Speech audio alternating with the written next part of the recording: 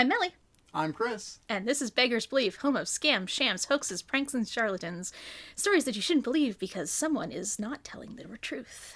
That's 2 in a row. Yeah, it's slightly different each time for the second half. But you know I appreciate that, yeah. I'm getting close. Yeah, we're getting there. We're getting there. Yeah, we might actually have something going here. Or we might not, and I'm just delusional. Which I accept as that might also just be the point of the podcast sometimes. You know what? So.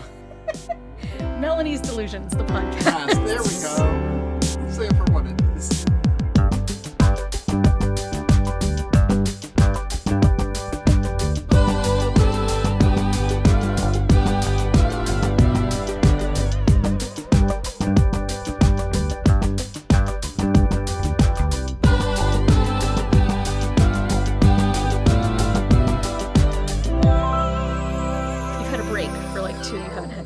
Too much Let's Pretend. One didn't have any Let's Pretend, and then one you were me. Yeah.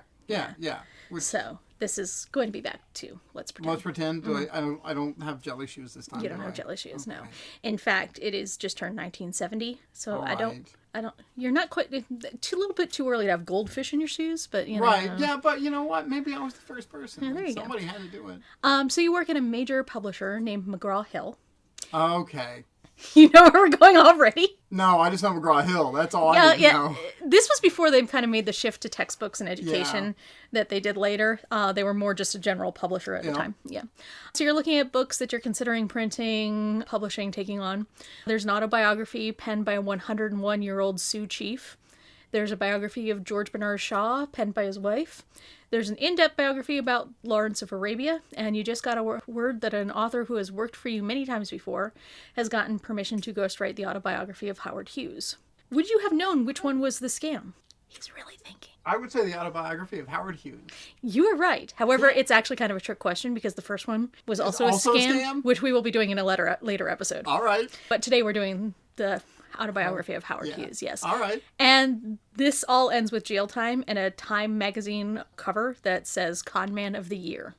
So could we call it Jail Time magazine? You could, but you would probably be put in jail for that pun. All right, yeah, fair enough. All right, let's go. There has to be some punitive issues for bad puns. Yeah, all right. So before we get into the con, let's talk about the actual life of Howard Robard Hughes Jr., who is a fascinating figure, and knowing a little bit about him will help. Yep. He was born in 1905. His father started the Hughes Tool Company when Howard was 4. This allowed Hughes to get a great education, but he lost both parents when he was in his late teens. At this point, he inherited the majority of the estate.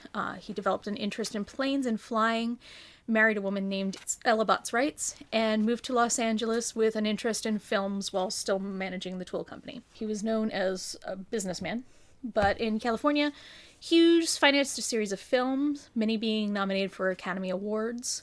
In the late 40s, Hughes Tool Company acquired ownership of RKO Studios, radio stations, and a series of movie theaters. He fired most of the staff, cut the number of films being produced drastically, and produced most of them himself. He worked with Janet Leigh, John Wayne, Jane Russell, but with a series of lawsuits brought against him by various shareholders and later a federal antitrust case, he eventually did pull out of the motion picture industry. Yeah. Hugh had a bigger contribution to aviation. Correct. Yes. I've seen The Aviator. Oh yeah, I love that movie. I really do enjoy that movie. I love that movie because of the use of color too. Yeah. And, you know. The cinematography is great. Yes, and DiCaprio. Yeah. It peaked DiCaprio. Sorry, that's one of my favorite, actual roles. Yeah, DiCaprio, no, I agree. You know. Anyway, thanks to his love of flying, he financed several state-of-the-art custom aircrafts, set world records for speed and distance, including a later record for a round-the-world flight. He also got a job at an airport under a fake identity, which I didn't know. Literally started as a baggage carrier and worked his way up to co-pilot. What? Just for shits and giggles. Is this also the story of Catch Me If You Can? No, what are we doing here? I didn't know that one, and I actually kind of respect him a little bit more for it. In 1932, he founded Hughes Aircraft Company. It put him in place to build aircraft for World War II. He later acquired TWA, Northeast Airlines, and Air West. In 1968, the Hughes Tool Company had purchased the Las Vegas Air Terminal. Hugh himself also survived 4 airplane crashes. Sustained major injuries, and actually beats my family for the number of... I know that record. Meanwhile, Hughes had been buying up property and real estate, a bunch of business maneuvers. After his divorce, he was known to date a lot of famous women. Katharine Hepburn, Joan Crawford, Betty Davis, Ava Gardner, Hedy Lamarr, Ginger Rogers, Gloria Vanderbilt, Mamie Van Doren, just to name a few. Wow, I ran out of fingers. Yeah. Oh, and that was like, that was kind of me pulling my wood list off of the list of people he actually dated. Jeez. Like, it was, yeah. He later remarried. However, a friend quoted that, "I don't think Howard could love anything that did not have a motor in it." I mean, okay, yeah, fair enough. Yeah. He was known as a financial and contract genius, such as maneuvering to make his aircraft company legally tax-exempt charitable organization by using another business of his, the Howard Hughes Medical Institute, and managed to do some maneuvering, and suddenly he's not paying taxes. By the late 1960s, Hughes was one of the most wealthy men in America. He also loaned money to Richard Nixon, and it kind of got him tangentially involved in the whole Watergate thing. Yeah, someone's a crook. Well, it's the 60s. A lot of people were. So there's a lot of reason to be interested in Hughes from the culture, pop culture at the time, the public was. But his actions later in life made him more bizarre. By the time our story starts, Hughes had refused any interviews for over 15 years. He was always known as eccentric, but he started to live as a recluse. Fairly early, he went to screen a movie and just didn't leave the room for 4 months, eating only chocolate bars, chicken, and milk. And that was the start, kind of his downward spiral. I would say so. Yeah. Because, I've done that, but it's only for, a week. Chocolate bars, chicken, and milk? I'm from the South. I don't know if I would stop pooping or never start No pooping. other context. Let's move forward. He was known eventually to just sit surrounded by Kleenex boxes, attended to a staff who weren't allowed to look at him, and was usually naked while he watched movies. Okay. I don't know if that's living the dream or living the nightmare. Depends on who you ask. Depends on the movie, too. Oh. This behavior just increased. He pulled further and further out of the public life, communicating infrequently, spending more and more of his time naked watching movies and sequestered for a long period of time in his rooms.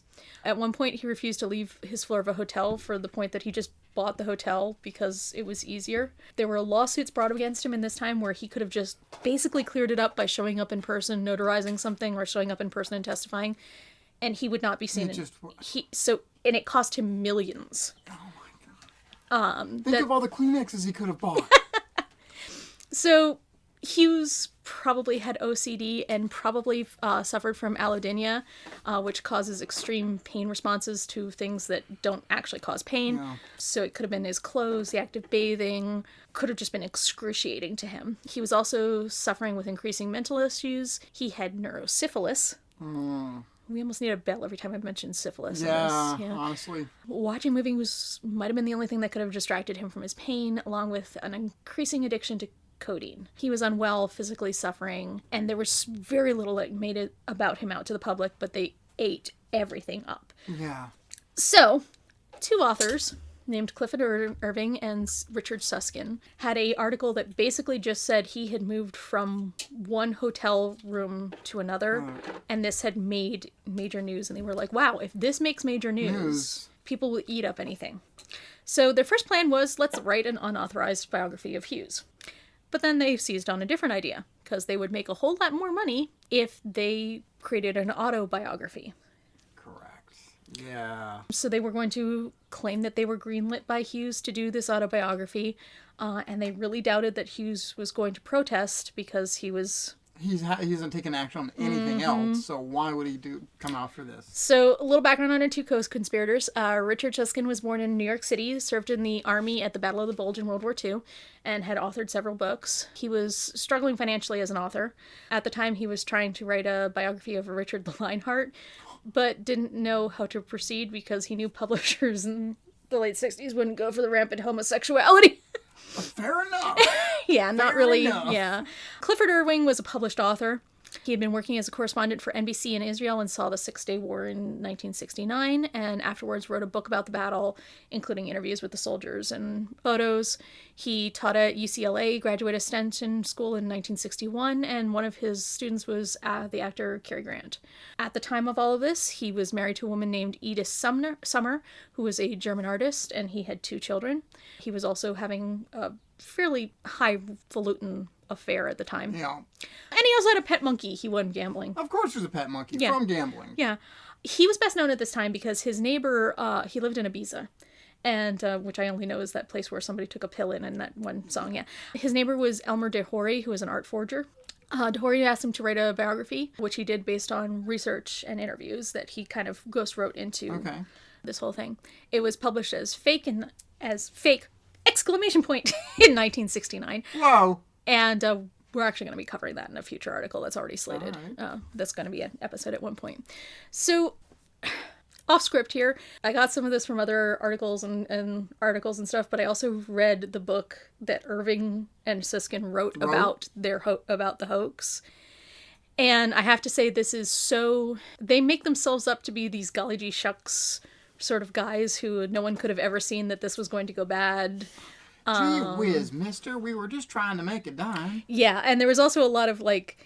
His wife is less an accessory to the crime and more a fashion accessory. Women are not treated well. It's very 70s. It's very, yeah. So do not, at any given point, even though this was written very much, put him as a favorable light as possible. I seriously doubt it was nearly as favorable as he made it out. So Irving decides he's going to sow the seeds to his publisher, McGraw-Hill, and it was the only publisher he worked with, and it was the only one they considered for this because they knew everyone there. Right. And they knew him because they had published so many of his books. He said he sent a copy of Fake to Howard Hughes and that Howard Hughes had loved it. Now, there's a lot to unpack there when you realize. Yeah. Oh my gosh. So Hughes hadn't been seen in 15 years. Publishers were interested, and when they were very interested in that fact, Irving claimed that they had more correspondence. Irving met with a publisher to work out a deal to do an autobiography, and he brought forged correspondence between him and Hughes. I was going to ask if any sort of evidence of the correspondence was ever presented. And basically saying that Hughes would be okay with it. Irving and Suskind, I'll just combine their name into one thing. Irving and Suskind had That's found... my favorite ship. Yeah. Had found out that Hughes always wrote on yellow legal paper with a fountain pen. So Irving created his forged letters on the same. The initial forged letters from Hughes were based on a print of a letter that was by him that was inset in a small little pic on a Newsweek article. It was only 3 sentences long. Irving tried to copy them and presented them to his publisher. The letter said that Hughes wanted the story told prior to his death, and he was avoiding traditional journalists and biographers because he wanted the truth to be out there.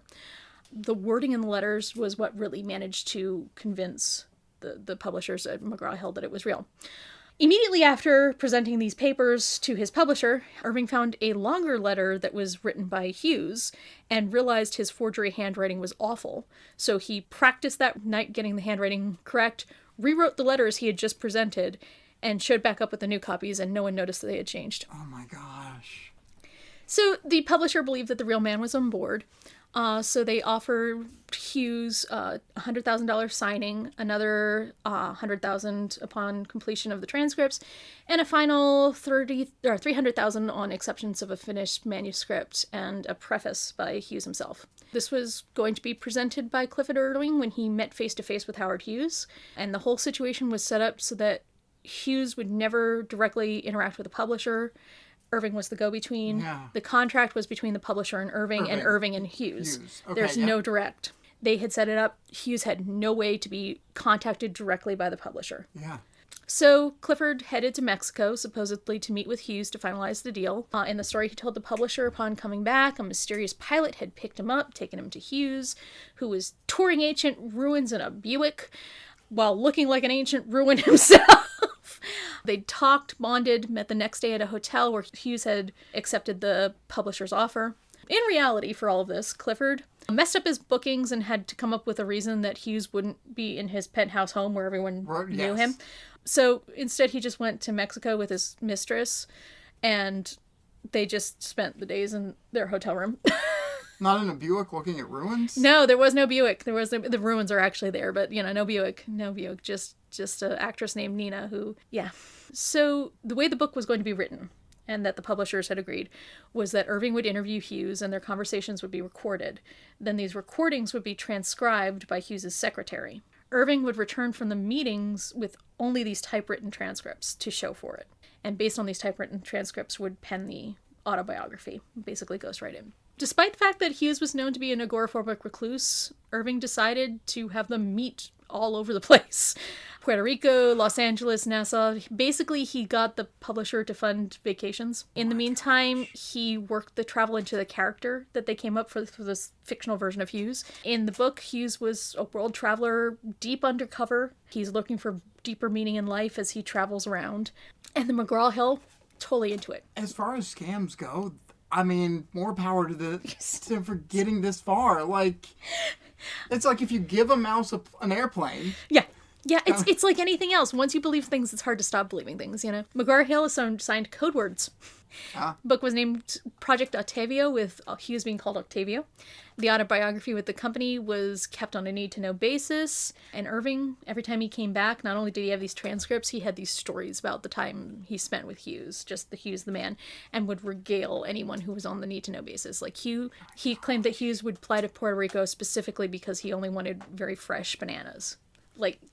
But that sounds believable. Like, exactly. I cannot, especially like this eccentric individual who he is with the amount of money he has. Like, yeah, why not?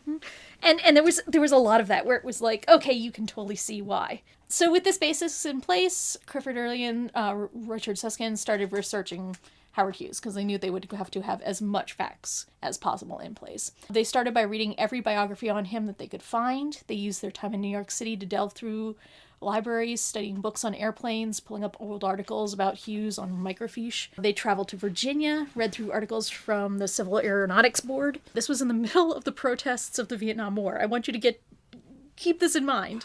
Okay. Irving just got an appointment in the Pentagon under false pretenses and just walked right in. If you do anything with enough authority. He's given access to basically any file on Hughes that was not classified. Excuse me? Yeah. Like I said, height of the protests of the Vietnam War, and this dude just kind of shows up. Right in. And is like, hi, I am here to go through Pentagon. Hi, we are Pentagon. Please come in. Exactly. And apparently he got lost in the Pentagon, and everybody was like, oh, no, you're fine. Keep going that way. And at this point, he delved into the Library of Congress, just reading and studying. And at this point, this is where things start to deviate from somebody who is working on a biography is doing things ethically. Because, first of all, he's researching things that... I'm going to make up a story, but I want to have my facts right to make up a story. So he's researching those. And he is looking at Hughes's 1947 testimony in front of Senate and realized this is a long volume. I don't have enough time to do this all. So he just stole the book by sticking it in his pants. TLDR, put in my pants. And apparently got partially frisked and still managed to get out. Yeah. Oh, what's that you got there? Oh, it's not a book. You're just happy to see me. Go on out, buddy. Hey, keep going. You're going to get lost if you go that way. Hey, the nuclear codes are down there. But this is where it was like the book that he wrote about this is it's written like it's fiction. And it's like you don't know kind of how much to believe all the time. But there's that whole section. It's like 4 pages on him and this security guard. It almost reads like it's the beginning of a romance. Oh my It's gosh. funny as hell. With, Senate committee reports stuck in your pants. So he gets access then to the records of Time Life, and they are more complete than anything else he had actually found at the time. Records of correspondence, tales of personal life, accounts from people who had worked for and with Hughes. But all of this was unpublished, meaning that he had access to it, it was verifiable, but it was also not stuff that was common knowledge. It would add a lot of credibility to him. They did run into a snafu, because they were going to take all the money that the publisher was supposedly sending to Howard Hughes. And they couldn't deposit checks made out to Howard Robert Hughes. Womp womp. But they could have checks made out to H.R. Hughes. So they had a weird bit of luck. They have a lot of really weird bits. That seems to be a recurring theme here. A luck, yeah. Edith, Irving's wife, had a mix-up with the Swiss consulate in Barcelona years prior. Because of marriages and divorces, she'd gone through several last names in rapid succession, and mailing the passports hadn't worked out. So she had a spare passport. Like you do. So she agreed to be part of the heist and created a false identity as an expatriate Swiss businesswoman named Helga Renate Hughes. There it is. They took pictures of her wearing a black wig, glasses, and dark lipstick, then bleached the original ink off the passport and carefully printed in new information and a new signature. She flew to Zurich and opened a Swiss bank account specifically to process these payments. My God. After the first check was passed, the first check made out for Hughes to just get started, Irving and Suskind happened upon another weird coincidence. They used one of their trips to take a detour to visit Suskind's aunt, who insisted they visit an old family friend. In this conversation, it came up that an acquaintance of this old family friend was looking for a ghostwriter for his autobiography. The family friend had a rough draft of what he wanted, and he was named Noah Dietrich, and for years had been Howard Hughes' best friend and right-hand man. What? Yes. And he just had this... How do they keep stumbling into this? Right? It's like the universe is like, I want you to have this money. This money in particular, this X amount of dollars from McGraw-Hill, it's yours. So he literally just had it sitting in his office, and he hands it to them.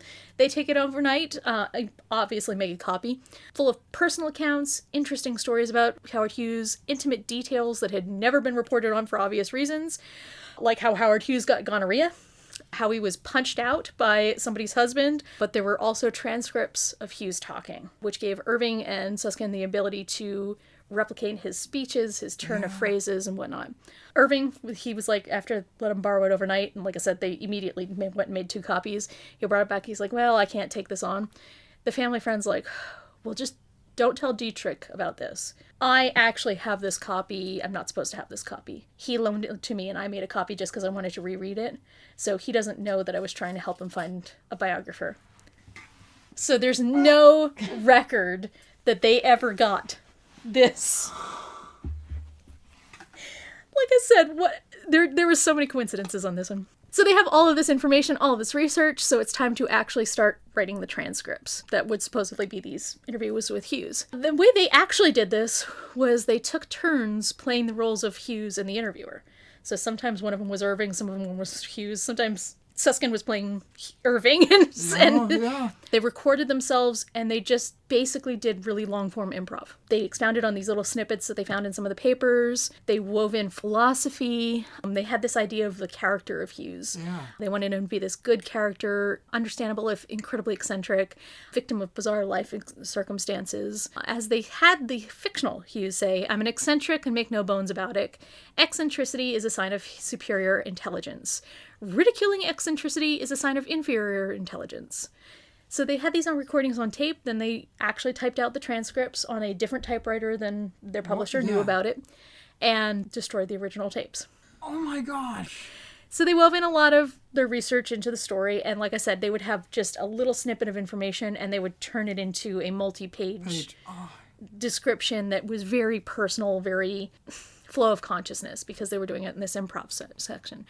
But they also made up a lot of stuff that totally didn't happen to Hughes at all.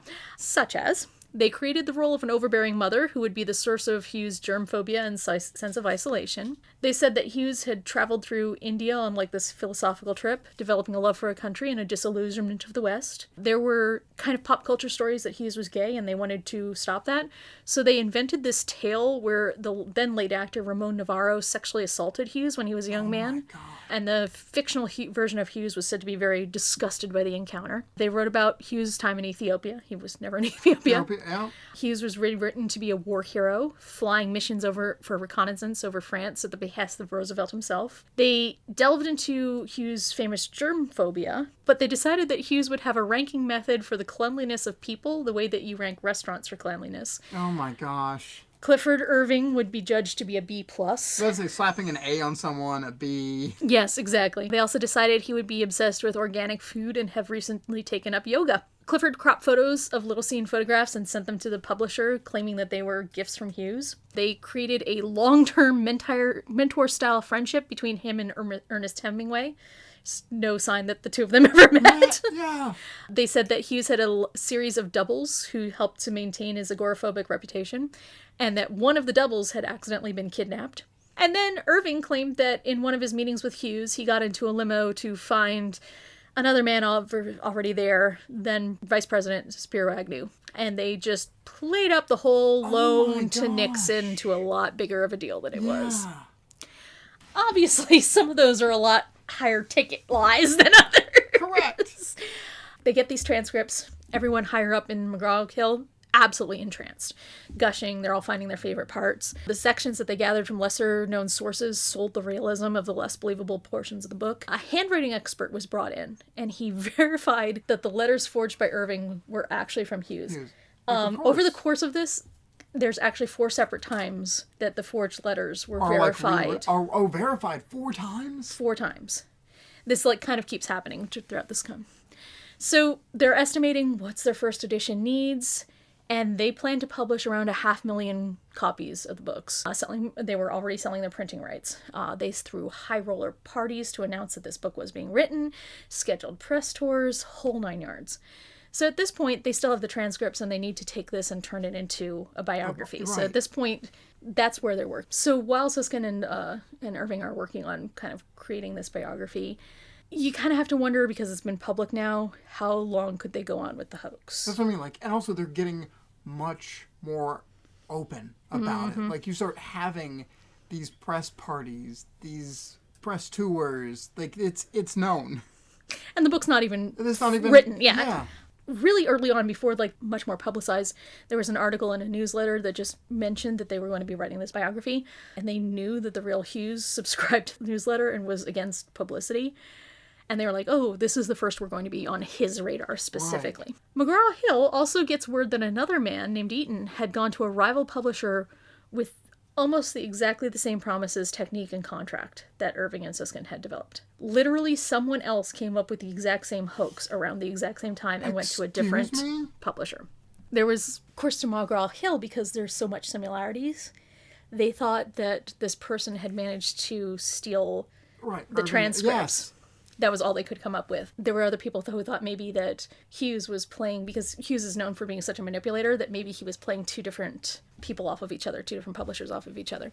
They didn't want to come out and say that the other one's a hoax, because Irving and Suskind know as soon as they put that word out there, people are going to believe, well, why is ours not a hoax?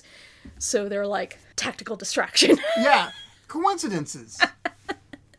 So they had a series of telegraphs where they said that Hughes had said that the other autobiography was false, but that wasn't the important part. Ignore that other biography completely. Let's focus over here. Right. Hughes had found out that McGraw-Hill was planning to sell the rights to Life magazine to publish a shortened version, and he was furious. He hated Life magazine, refused to work for Life magazine. If they had said anything about Life magazine, the whole project would have never started. The result, tried to redo the contract up to $1 million, with all these stipulations, including rushing out the timeline of getting the book published, which would put them ahead of the other fake book. Yep. The publisher is rushing to try to fix this issue, and Irving and Suskind take the time to finish typing up some of the transcripts and working on that. And yeah, McGraw-Hill thought that Hughes had pulled this whole manipulative thing, and so they came out and gave an extra $250,000 to Hughes to placate him, and it was sort of a momentary distraction from everything else. The publication schedule is now being pressed up, and they're rushing to try to write this thing through. When the press had released that the autobiography was about to be published, Hughes Tool Company issues a series of denials about the project almost immediately. Irving responded by claiming that he was the one arranging one more meeting with Hughes, because we got to talk about this. Why is your company saying this? And that when he shows up, Hugh is on his deathbed, that this is people working outside of Howard Hughes because he's not able to work with them, concocts this whole story that, oh, the powers that be are manipulating this man who is too close to death to do anything. In reality, he's taking a paid vacation with a blonde scuba dive instructor who he had just met. Book is still being written. I cannot that this is before the book is even fully written. Irving is trying to hold out on convincing people of the lie until he had final checks cleared, obviously, at this point. Hughes himself reaches out to a journalist he had worked with in the 50s prior to becoming a recluse, named Frank McCulloch. McCulloch shows up in the McGraw-Hill offices and demands to meet Irving. They shake hands. Clifford and Richard Suskind literally run out of the building terrified. After they left, McCulloch does what Irving had never done and got the real Howard Hughes on the phone with the publishers sitting there. So, next morning, Irving sucks it up, shows back up, ready for the gig to be up, sits down at a meeting table filled with McGraw-Hill executives and McCulloch. And McCulloch is exhausted looking because he spent the whole night reading the autobiography. And this is a man who knows Howard Hughes as much as any other living person. And from his reading, he was absolutely convinced that Irving had indeed met and worked with Howard Hughes. Are you kidding me? How does this individual keep tripping face first into the softest, cushiest walk pillows? At some point you feel like you're just watching this guy like walking over like crackling ice, and like somehow like nothing's happening. He said, well, a lot of the facts were public knowledge. The language, the idioms of the books could only have come from somebody who had spent time with a billionaire. They end up talking, and he's like, so how's he doing these days? And Irving completely talks about, and he's like, oh yeah, he was already starting to have that problem. I haven't seen him in, 15 years, but he was already starting to have that project. Oh, does he still have this? Completely believes him. So the question is, how the heck had this phone call happened? Because Hughes had on the phone denied ever working with or meeting Irving. So Irving convinces everyone, including McCulloch, that the man he had talked to was an impersonator hired by the people who are controlling Howard Hughes. To have also this amount of, I won't even call it charisma, just the sheer audacity to take it to this extent. It's like, this must be true. Yeah, he's just rolling 20s. He's rolling 20s. How? So at this point, an attorney acting in Hughes's interest came up, denied that the autobiography was real.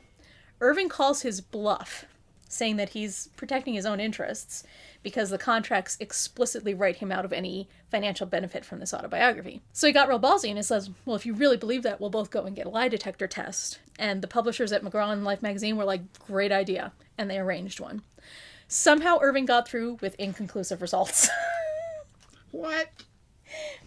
At this point, Edith flies out, cashes the last check. They hid away some paper money and invested the rest under another bank account that was under another fake name in Switzerland. And when they got back, Howard Hughes called the first press conference in over 15 years. The reports were actually televised. Hughes on the phone, though, and he's denying ever meeting Irving. That's the only purpose of this press conference. Irving still had believers because he goes, yeah, that's the sound alike that they're hiring. That's not the real Hughes. Maybe that's what Hughes sounded like when he was younger and well, but now his voice is so weak and, Instead, McGraw-Hill publicly announced they had a wealth of details, documents, and evidence that the autobiography was real. The discussion of whether the book was real or not was so popular it made headlines over the Vietnam War. They scheduled Irving to appear as a guest on CBS's 60 Minutes. Oh my gosh! Which in late 60s, early 70s, that's the biggest show ever. Mm-hmm. The date of the publication was kind of coming up. They're still working on finishing up the books, and this fleet of lawyers for everyone just descends on the scene. And that's when things finally kind of stumble out of control. So, whoops, how do we handle this? Suskind and Irving were asked to sign affidavits, and they start putting out nitpicky details. So Suskind and Irving, neither of which live in the United States anymore, both decide it's time to go home to their international. Yeah. So they're going home to Spain and Ibiza, and let's just run away. I left the oven on. Exactly. Be back in a little while. Police at this point are working with Howard Hughes's private security force, not just in the United States, but in Switzerland and in Ibiza and everything. They tracked down the Swiss bank account, found out that the person running it was definitely not Hughes, but a woman. Despite Edith using a disguise, they actually had a fairly accurate description of her. Meanwhile, real Howard Hughes is filling out affidavits that he had never met Irving and that the autobiography was fake. He added his fingerprints to the affidavit to verify his identity. So McGraw-Hill took the forged letters that they had in their possession and sent them out for fingerprinting, and there are no fingerprints on it, but they were like, oh, too many people have handled these. Why didn't we keep these pressed in glass? Right. They still believe him. Meanwhile, in Ibiza, where Irving worked, people who were probably hired by either journalists or Hughes broke into his house and ransacked it. Edith was being threatened and followed around while she had her kids, so they decided to return to New York City. At this point, the district attorney, United States attorney, and the United States postal inspectors were investigating the case. They interviewed him relentlessly, and Irving when the USPS gets involved, you've gone too far. Well, some of this evidence is actually at the Postal Museum in Washington, D.C., which I think is fascinating. The Postal Museum, I swear, they have the weirdest, most random stuff. I love that museum. All right, that's future trip. Future trip. Yeah, Irving realized at this point is no matter how he spun the tale, fraud had been convicted. He was trying to get Edith out of it, then he was trying to lesser the offense for Edith. It just doesn't work.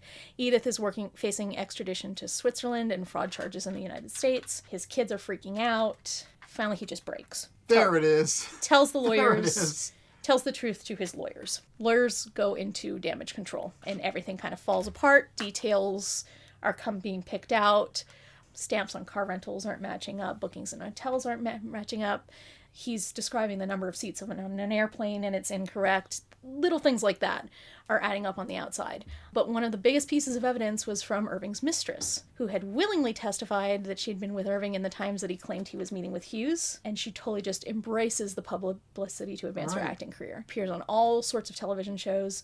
And the funny thing is, like, Irving in the book is just totally shocked that she would do this. Yeah. Like I said, it's he doesn't have, he's dead now, but he didn't have. I tried to commit a fraud and I didn't get away with it.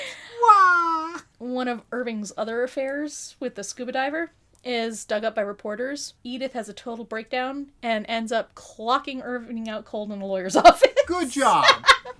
Honestly, good on her. Irving and Suskind actually stood together. They had hoped that they would turn against each other, and they didn't. And that's probably the only thing I can say in their favor is friendship. So then you had two people going, wah, wah! Exactly. We tried to commit fraud, wah, wah! And they actually tried to take a plea deal to keep Edith out of prison. It didn't really work, but they tried. Time magazine has Irving on the cover, like I said, Con Man of the Year. Both the United States and Swiss governments blocked access to any bank accounts they had. They had no access to money. Prosecution, their biggest thing when they start going into this, even though he's admitting to doing it, they did not believe that he hadn't worked with an outside forger. Yeah. Because they were like, this is too well done. And like I said, it passed 4. Right. So in the court, they had him write out a letter in Hughes' handwriting. And they were just kind of astounded. One of those letters actually ended up framed outside the U.S. courthouse building. Oh my gosh. And I believe that's one of the ones that's in the Postal Museum. Don't quote me on that one. All right. We'll have to go see for ourselves. Yeah, I'm good with that. We can also see the Hope Diamond while we're there. Correct. Yeah. So Clifford Irving pled guilty, was sentenced to 2.5 years. He owed over $1.5 million to his publisher, the IRS, and his lawyers. Irving declared bankruptcy, obviously, in 1972, and he was paroled out in 1974. Richard Suskind was sentenced to 6 months in jail. Edith spent 2 months in prison in the United States, then 2 years in a Swiss jail before she was paroled as well in 1974, and they divorced sometimes afterwards, but I couldn't actually... I'm so shocked. Yeah, I know. Wow. That just... When you will commit international fraud, but, like, you're lying about your mistress, it's kind of... I guess, yeah. Yeah.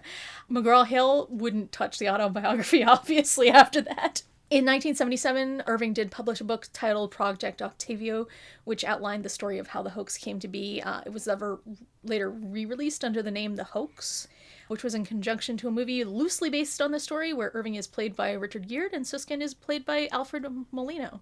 I need to look up. I've never heard of this. I hadn't either. Especially because I love both those actors. How have I not? The funny thing is, when I ordered this, I had gone in for the original one off of Interlibrary Loan, and they sent me the re-release. Yeah. And it has Richard Gere on the cover, and I went to pick this up, and I'm like, what? Why is Richard Gere here?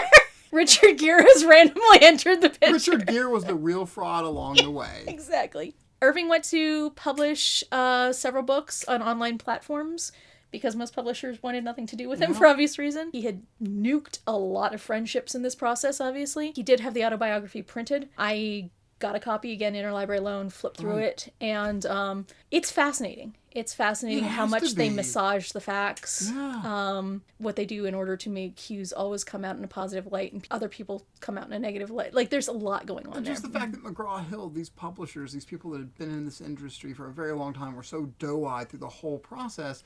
And I can understand why, though. Like, again, it's the prospect of, this is Howard Hughes. This, if true and publishable, will be the biggest release potentially of the century that we could have here. Why not believe it? Mm-hmm. Why not believe it until we can't? This is a guy who has done multiple novels, but also multiple factual-based books on, war correspondence and on biographies. There's no reason... Why would he lie? Why would he lie? They had a 10-year relationship, business relationship with this person, So in 2014, the Briscoe Center for American History at the University of Texas acquired all of Irving's personal letters and papers, including everything about this. Irving died of pancreatic cancer in Sarasota, Florida at the age of 87 in 2017. Howard Hughes had already passed away in 1976. And I apparently didn't write down when Suskind passed away. I know I had looked that up at some point. It doesn't matter.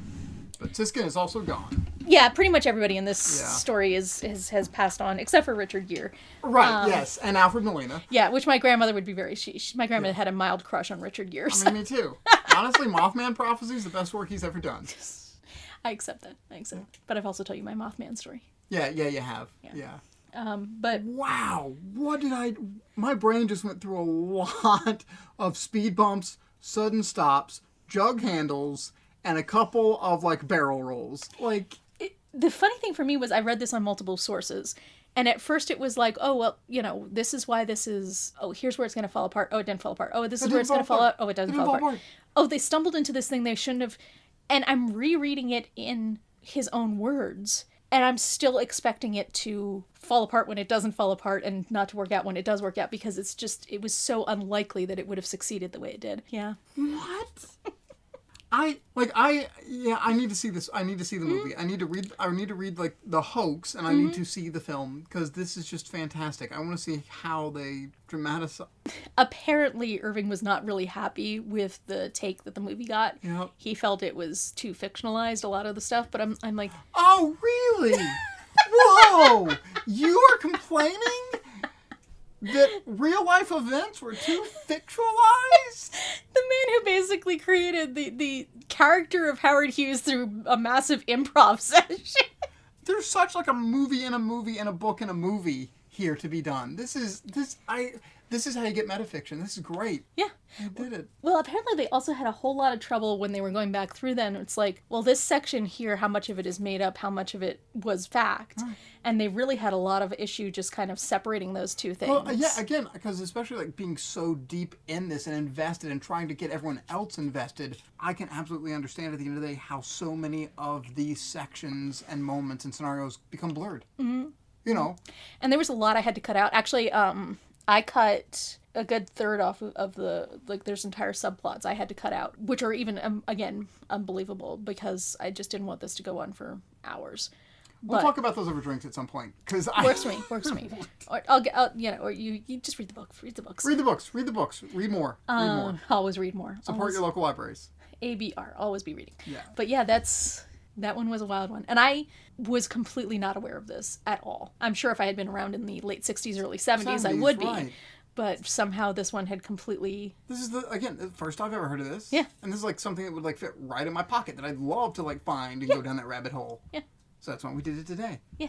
Congrats. Especially from the side of the microphone. Do not believe everything you hear or read, especially if it's from McGraw-Hill. They're out of business, so you can say that. They got acquired. They went educational and then they got acquired. Yeah, especially. Yeah. This is Beggars Belief. And don't forget, you can find us on Instagram at Beggars Belief Podcast and on all major podcasting platforms, Beggars Belief. If you have any stories you want to tell us, comments, feedback, 5 stars no less, you can email us at beggarsbeliefpodcast@gmail.com.